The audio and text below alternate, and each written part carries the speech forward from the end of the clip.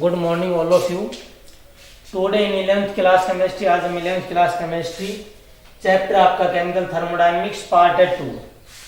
आज हम 11th class chemistry chapter आपका केमिकल थर्मोडायनेमिक्स पार्ट 2, उसमें आज हम डिस्कशन करेंगे सबसे पहले फर्स्ट स्टेट वेरिएबल्स और स्टेट फंक्शन के बारे में। स्टेट वेरिएबल्स और state functions.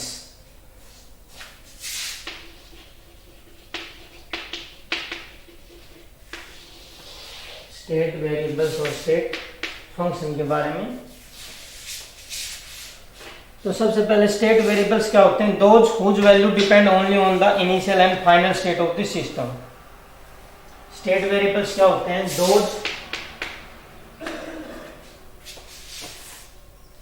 whose value depends on the those whose value depends upon whose value those whose value depends only on the initial and only on the initial and final state of the system, initial and final state of system. Those whose value depends only on the initial and final state of system and not depends upon the nature of path and not depends upon the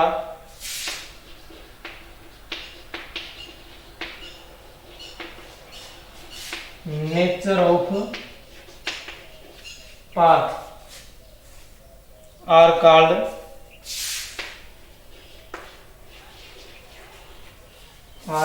state variables or state functions, are called state variables or state functions.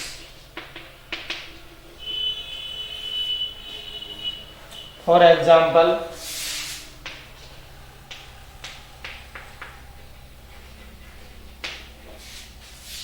pressure, volume, temperature, etc. Pressure, volume, temperature,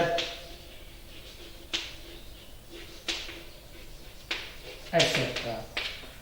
क्या कर रहा है? देखो, those whose value depends, जो आपके state variables और state functions क्या होते हैं? Those whose value depends only on the initial and final state of the system.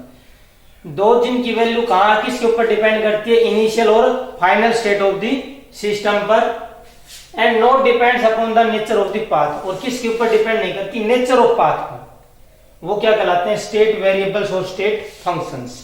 State variables और स्टेट फंक्शंस क्या होते हैं? जिनकी वैल्यू सिर्फ इनिशियल और फाइनल स्टेट पर डिपेंड करती है, और आपकी किस पे डिपेंड नहीं करती है? नेचर ऑफ पाथ, कि वो कैसे गया वहां तक, कैसे उसने ये इस पाथ को अचीव किया है। सिर्फ इनिशियल और फाइनल स्टेट पे डिपेंड करती है, वो क्या कहलाएंगे? State variables. तो ये जैसे आपका प्रेशर है, ये जैसे आपका स्टेट वॉल्यूम है, टेम्परेचर है, ये सब आपके क्या कहलाते हैं? स्टेट वेरिएबल्स और स्टेट फंक्शंस। नेक्स्ट जो आपका आता है इसमें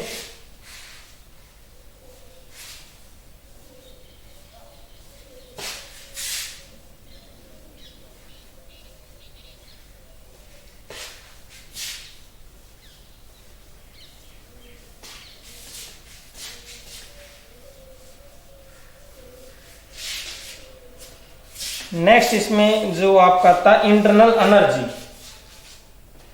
क्या आता है? Internal energy. देखो, जैसे नाम से इंडिकेट हो रहा है, इंटरनल एनर्जी मतलब जो किसी भी चीज के अंदर वाली एनर्जी है। इसको हम जनरली किससे रिप्रेजेंट करते हैं? यू से रिप्रेजेंट करते हैं। अब ये क्या होती है? It is the sum of various energies. ये क्या होता है? It is the sum of sum of various energies, it is the sum of various energies like chemical, electrical,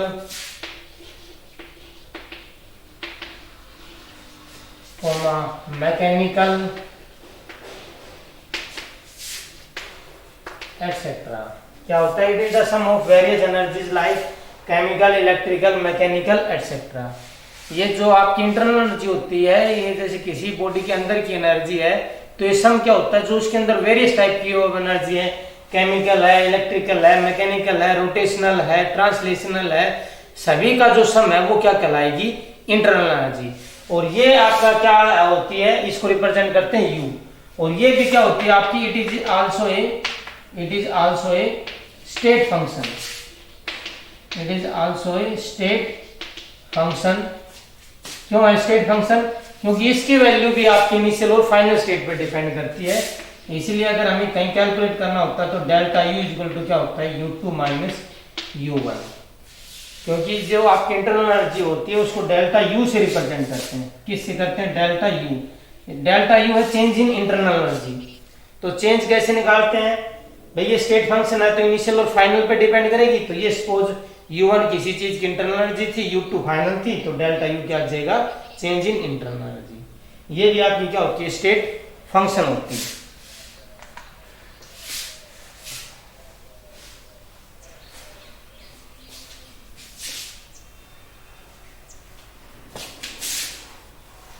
इसके बाद नेक्स्ट जो आपका आता है एक्सटेंसिव और intensive properties.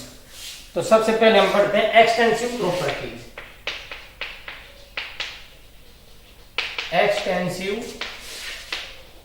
Properties. Extensive properties क्या होती है? देखो सबसे पहले हम डिस्कशन करते हैं एक्सटेंसिव प्रॉपर्टीज में। तो क्या कहते हैं? दो properties which depends on the those properties which depends on the quantity or which depends on the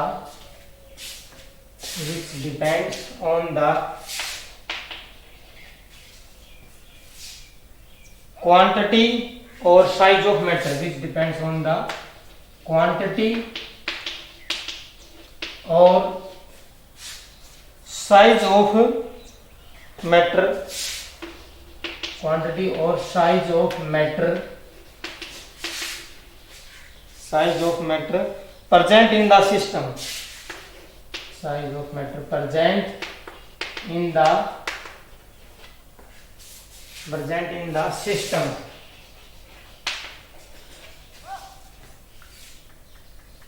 Present in the system is called, present in the system are called, जो किसके ऊपर depend करती हैं? क्वांटिटी और size of matter पे depend करती हैं। Quantity और साइज ऑफ मैटर पर present in the system. System की जो क्वांटिटी और मैटर पे डिपेंड करती हैं वो क्या कहलाएंगी? Extensive properties are called extensive properties. For example जैसे हम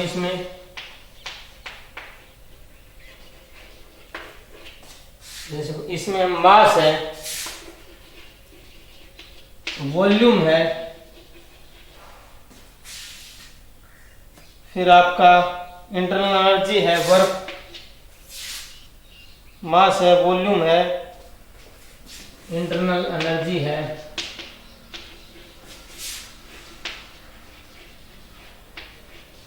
एक्सेट्रा।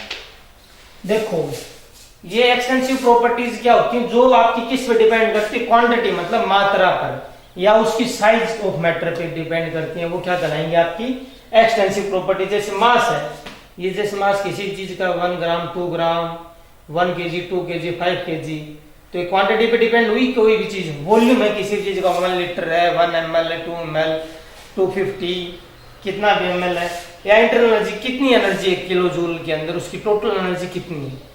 तो जो आपकी क्वांटिटी और साइज ऑफ मैटर पे डिपेंड करते हैं वो क्या कहलाएंगे, आपकी एक्सटेंसिव प्रॉपर्टीज। नेक्स्ट आपका जो आता है इंटेंसिव प्रॉपर्टीज, क्या आती है,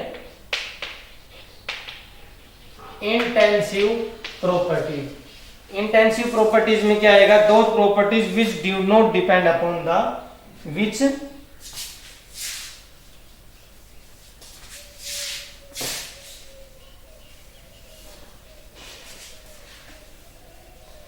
those properties which do not depends on the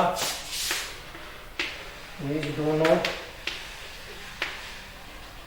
depends which do not depends on the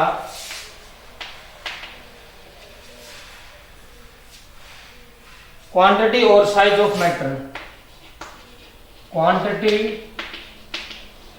or size of matter,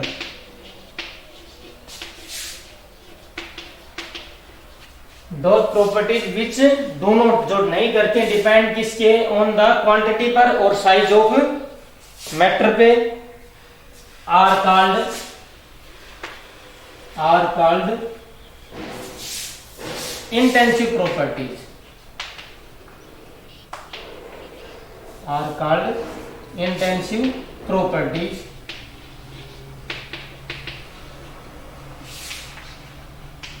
for example, जैसे हम इसमें बात करते हैं, टेम्परेचर है आपका,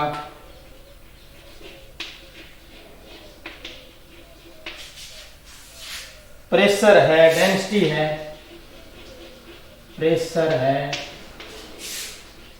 डेंसिटी है, एक्सेट्रा। देखो इंटेंसिव प्रॉपर्टीज क्या होंगी, those properties which do not depends on the quantity और साइज ऑफ मैटर, जो आपकी क्वांटिटी और साइज ऑफ मैटर पर नहीं डिपेंड करती हैं, डू नॉट डिपेंड, वो क्या कहलाएंगे, आपकी इंटेंसिव प्रॉपर्टीज। जो आपकी कितनी उसकी मात्रा है, जैसे किसी भी चीज का टेम्परेचर को हम वैसे मेजर कर सकते हैं कितना भाई हाई है या लो है, पर ये नहीं बता सकते कि वो अमाउंट में कितना है टेम्परेचर। ऐसे प्रेशर भी हम बता सकते हैं कितना प्रेशर अप्लाई करें, पर अमाउंट उसकी कैलकुलेट नहीं कर सकते। तो जो आपकी किसके ऊपर डिपेंड नहीं करती, क्वांटिटी मात्रा पर या साइज ऑफ मैटर पे, वो क्या कहलाएंगे, इंटेंसिव। जैसे आपकी टेम्परेचर है, प्रेशर है, डेंसिटी है, ये सब किस में कैटेगरी में आती हैं, आपकी इंटेंसिव प्रॉपर्टीज की कैटेगरी में आती हैं। नेक्स्ट हम इसमें डिस्कशन करेंगे हीट के बारे में।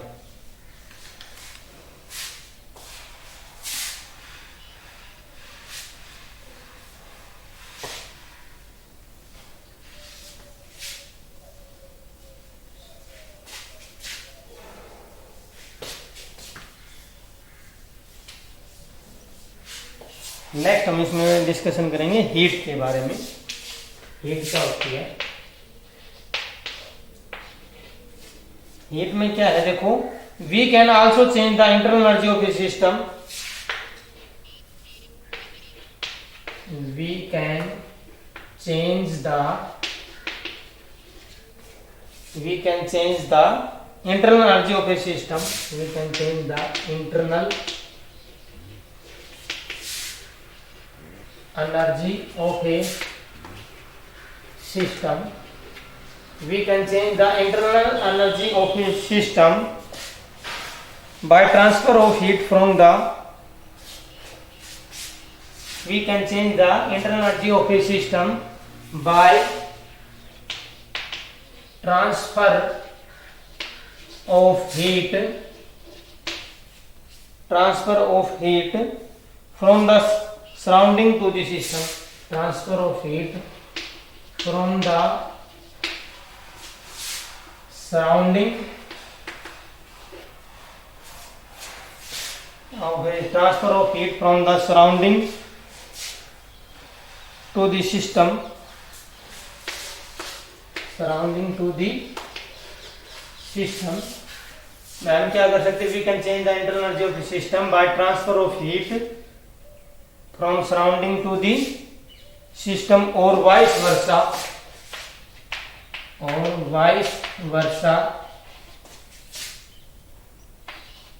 without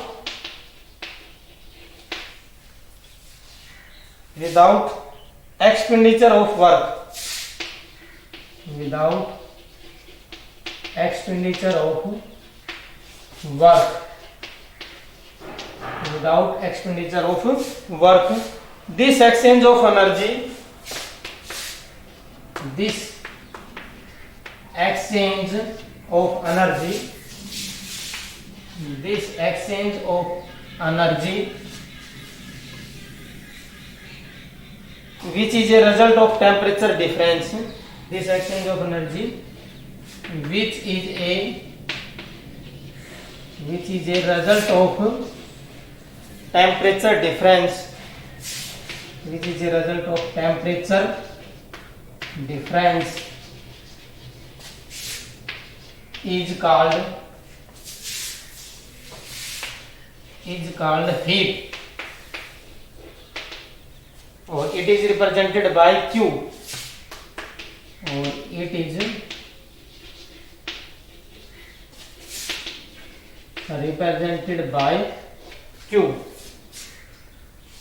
क्या कह रहा है देखो, we can change the internal energy of a system, जो हम इंटरनल एनर्जी है किसी भी सिस्टम की, मतलब जो इंटरनल एनर्जी है सिस्टम की, वो चेंज कर सकते हैं। कैसे? बाय ट्रांसफर ऑफ हीट, हम हीट का ट्रांसफर करके। कैसे? सराउंडिंग टू द सिस्टम, या तो हम हीट ट्रांसफर कहां से करें? सराउंडिंग से सिस्टम में, या वाइस वर्सा। वाइस वर्सा का मतलब सिस्टम से सराउंडिंग में। हम क्या कर सकते हैं? उसमें इंटरनल एनर्जी को चेंज कर सकते हैं विदाउट एक्सपेंडिचर ऑफ वर्क, बिना कोई काम किए हुए। तो हम ट्रांसफर ऑफ हीट से हम उसकी इंटरनल एनर्जी को चेंज कर सकते हैं। तो ये जो एक्सचेंज ऑफ एनर्जी होती है which is a result of temperature difference, जो आपकी एक्सचेंज ऑफ एनर्जी होती है, जैसे पहले कम थी फिर ज्यादा थी, उसमें क्या होता है? टेम्परेचर का डिफरेंस होता है। तो वो हमने किसके द्वारा हुई? हीट के द्वारा हुई। जैसे सपोज कोई भी सिस्टम है या पानी आपका रखा हुआ है, उसकी इंटरनल एनर्जी पहले थी आपकी U1, फिर आपने हमने उसको नीचे से गर्म करना स्टार्ट किया, इसका मतलब हीट दिया। तो पहले सपोज उसका टेम्परेचर था T1, फिर गर्म करने के बाद हो गया T2। तो जो टेम्परेचर डिफरेंस किसकी वजह से हुआ? वो हमने जो डिफरेंस हुआ है, देखो डिफरेंस इन टेम्परेचर, और उसके बाद देखो जो क्या लिखा है इसमें, द एक्सचेंज ऑफ एनर्जी, जो आपकी एक्सचेंज होती है एनर्जी का, और जो किसकी वजह से होती है? टेम्परेचर डिफरेंस की, वो क्या कहलाती है? आपकी हीट। जो आपकी इंटरनल एनर्जी में चेंज आता है वो किसकी वजह से आता है? Change in temperature. और चेंज इन टेम्परेचर किसकी वजह से आता है? वो हीट के ट्रांसफर से होता है। तो जो एनर्जी के अंदर जो डिफरेंस आता है बाय टेम्परेचर डिफरेंस, वो क्या कहलाती है? आपकी हीट कहलाती है। और इसको हम रिप्रेजेंट करते हैं Q से। तो सिंपली हम डिफाइन क्या कर सकते हैं? What is heat? हीट क्या होती है? It is a form of energy. ये क्या होती है? Form of energy which is created due to difference in temperature in a system. जब आपका टेम्परेचर का डिफरेंस होगा सिस्टम के अंदर, उससे जो क्रिएट होती है वो क्या कहलाती है? आपकी हीट। इसको हम रिप्रेजेंट किससे करते हैं? Q से रिप्रेजेंट करते हैं। तो आज हमने क्या क्या डिस्कशन किया है? सबसे फर्स्ट तो एक तो व्हाट आर स्टेट वेरिएबल्स और स्टेट फंक्शन। जो स्टेट वेरिएबल्स होते हैं और स्टेट फंक्शंस क्या होते हैं। उसके बाद आपकी हमने डिस्कशन की थी व्हाट इज इंटरनल एनर्जी, उसका एग्जांपल। फिर उसके बाद एक्सटेंसिव प्रॉपर्टी क्या होती है, इंटेंसिव प्रॉपर्टीज क्या होती हैं। फिर हमने उसके बाद किया था हीट के बारे में। इसके बाद एक टर्म और आती है वर्क। तो वर्क क्या होता है? Work it is also a form of energy. जो वर्क है ये भी किसकी फॉर्म होती है? एनर्जी की फॉर्म होती है। तो आपको अगर जैसे वर्क के बारे में डिफाइन करते हैं तो W इक्वल टू क्या होता है? आपका जैसे वर्क होता है वो क्या होती है? It is also a form of energy होती है। तो वर्क जैसे किसी भी बॉडी पर हम जैसे बाय जो फोर्स से जैसे हम अप्लाई करते हैं, या किसी भी वर्क डन जैसे किसी बॉडी पे हम फोर्स अप्लाई करने से या डिस्प्लेसमेंट से जो उसमें बॉडी में चेंजमेंट है वो क्या कहलाएगा? आपका वर्क। तो आज हमने ये कुछ इंपॉर्टेंट टर्म्स डिस्कशन किए, स्टेट वेरिएबल, स्टेट फंक्शन के बारे में, हीट के बारे में, इंटरनल एनर्जी के बारे में, एक्सटेंसिव और intensive property. Okay, thank you.